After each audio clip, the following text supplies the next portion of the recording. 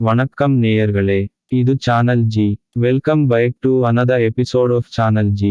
வெளிச்சத்திற்கு வாங்க என்ற தொடர் பாலஜோதிடம் என்ற வார இதழில் வெளிவந்து கொண்டு இருக்கிறது. அதனை உங்களுக்கு படைக்கிறோம். கேட்டு மகிழுங்கள், கருத்துக்களை சொல்லுங்கள். இனி சிந்தனைக்கு வருவோம். வெளிச்சத்திற்கு வாங்க. இப்போ சனி பெயர்ச்சி வருதாமே, நமக்கு எப்படி இருக்க போகுதோ என்று அறிந்து கொள்ளும் எண்ணம் எல்லோருக்கும் இருக்கும். ஒவ்வொரு சனி பெயர்ச்சி வரும் போதும் சிலருக்கு அஷ்டம சனியாக, சிலருக்கு அர்த்தஷ்டம சனியாக, சிலருக்கு ஏழரை சனியாக, சிலருக்கு ஜென்ம சனியாக இப்படி இருக்கும். பொதுவாக சனி பெயர்ச்சி பலன் சொல்பவர்கள் ராசியை வைத்து, சனியின் பார்வையை வைத்து, இது போல வேறு சில காரணிகளை அவரவர் அனுபவத்திற்கு ஏற்ப சேர்த்து சொல்லுவது வழக்கம். எப்படி இருந்தாலும் நாம் பலன்களை தெரிந்து கொள்ளாமல் விடுவோமா என்ன? அதெல்லாம் சரி, இந்த சனி பெயர்ச்சி எப்படி இருக்கும் சொல்லுங்க என்று கேட்பவர்கள், பால ஜோதிடம் வழங்கும் சனி பெயர்ச்சி பலன்கள் புத்தகத்தை வாங்கி தெரிந்து கொள்ளுங்கள். அஷ்டமத்து சனி என்பது ஒருவரது ராசிக்கு 8வது இடத்தில் சனி வருவதுதான். இந்த சனிப்பெயர்ச்சியில் கும்பத்திற்கு வரும் சனி என்பதால் கடக ராசி அன்பர்களுக்கு இது அஷ்டம சனியாக அமைகிறது.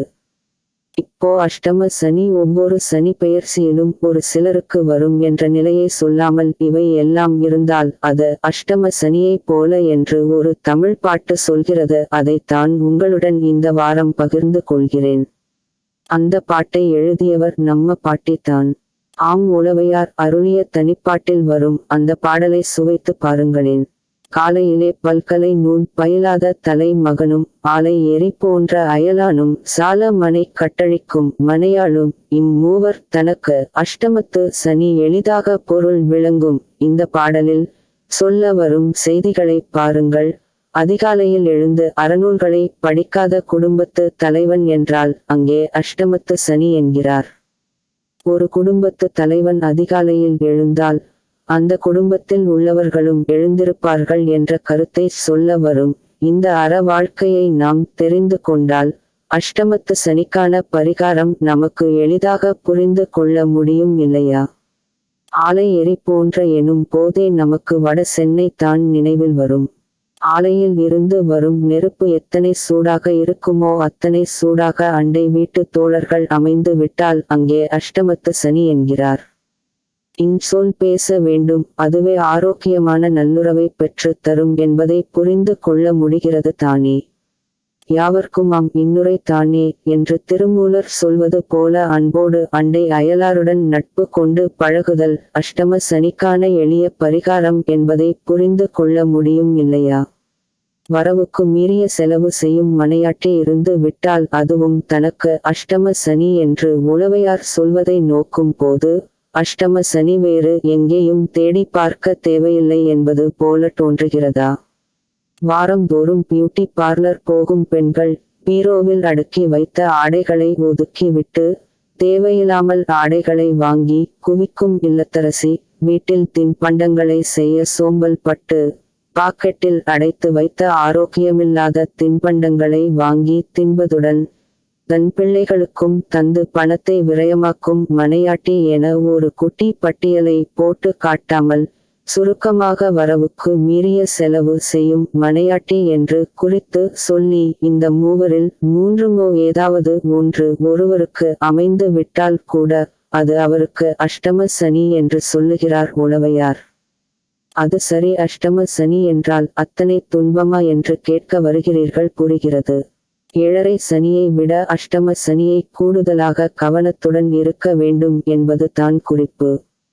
ஏன் இப்படி என்றால், சனி ராசிக்கு 8ஆம் இடத்தில் வரும்போது சனியின் பார்வை 10ஆம் இடம், 2ஆம் இடம் மற்றும் 5ஆம் இடத்தில் விழுகிறது.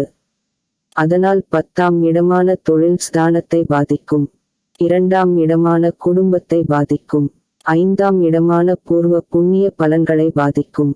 ஒரு மனுஷனுக்கு நிம்மதியை தருவதே இந்த 3 தானே.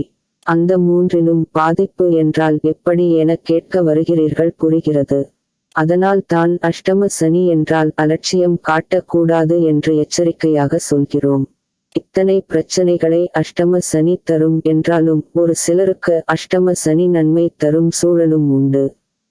ஒருவர் ஜாதகத்தில் ராசி அல்லது இலக்கின கேந்திரத்தில் ஆட்சி உச்சம் பெற்றோ லக்ன யோகராகி அவர் திசை நடைபெறும் காலங்களில் அஷ்டமத்து சனி வந்தால் ஜாதகருக்கு பூமியாலும் மனையாலும் வாகனத்தாலும் யோகம் அமையும். ஆனாலும் மன சஞ்சலம் இருக்கும். ஒருவர் ஜாதகத்தில் தனாதிபதி லாபாதிபதி திசை நடந்து ஆட்சி உச்சம் நல்ல இடங்களில் இருந்து சனிக்கு நட்பு கிரகமாக இருந்தால் அஷ்டமத்து சனி நடந்தாலும் அரசியல் மூலமாகவும் வெளிநாட்டு தொடர்பாலும் யோகத்தை அடைய வாய்ப்பு உண்டு. இருந்தாலும் உடல் நலன் பாதிப்பு ஏற்படும். இவர்களுக்கு பரிகாரமாக நாம் சொல்வது உணவும் ஒழுக்கமும் தான். முடிந்தவரை அதிகாலையில் எழுந்திருக்க பழகுங்கள். வாரத்திற்கு 2 முறை 8 மணி நேரமாவது மௌன விரதம் கடைபிடியுங்கள். வாய்ப்பு கிடைப்பவர்கள் சனிக்கிழமை தோறும் வெள்ளை எள்ளை தேவைக்கு ஏற்ப வறுத்து பொடித்து மொத்தமாக பொடித்து வைத்து கொள்ளக்கூடாது. சாதத்தில் கலந்து உப்பு சேர்க்காமல் சாப்பிடலாம். சுவை விரும்பி என்றால் கொஞ்சம் வெல்லம் சேர்த்து கொள்ளலாம்.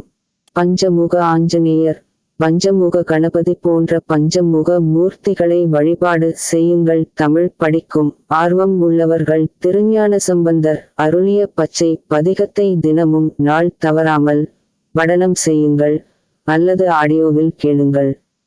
உங்கள் இருப்பிடத்திற்கு அருகில் உள்ள வன்னி மரத்தை வலம் வந்து வழிபாடு செய்யுங்கள். இவை எதுவுமே செய்ய முடியாது என்றால் சனி பிரதோஷத்தன்று திருமுறை படனம் செய்து சிவ வழிபாடு செய்யுங்கள். நல்லதே நினைப்போம், நல்லதே நடக்கும்.